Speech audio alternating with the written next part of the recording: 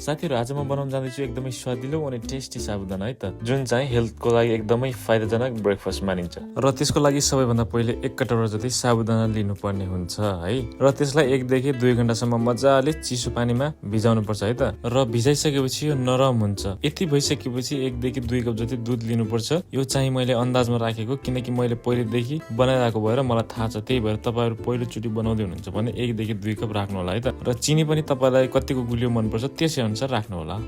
र दुधलाई ग्यासमा राखेर मजाले उमाल्नु पर्ने हुन्छ र दुध उम्लिसकेपछि मात्र भिजाएको साबुदाना राख्नु होला है त। अनि भन्दाखेरि यो बनाउने मान्छे चाहिँ मै हो है। भर्खर सुतेर उठिरहेको थियो अनि त्यसपछि उठिसकेपछि अब के खाइन त नास्ता भनेर सोच्दै थिएँ कि दिमागमा। अनि दिमागमा फ्याट आयो, ल आज त साबुदाना खानुपर्छ भनेर, किनकि म त्यो 1-1.5 घण्टा अगाडि नै मैले त्यो भिजाएर राखिसकेको थिएँ कि।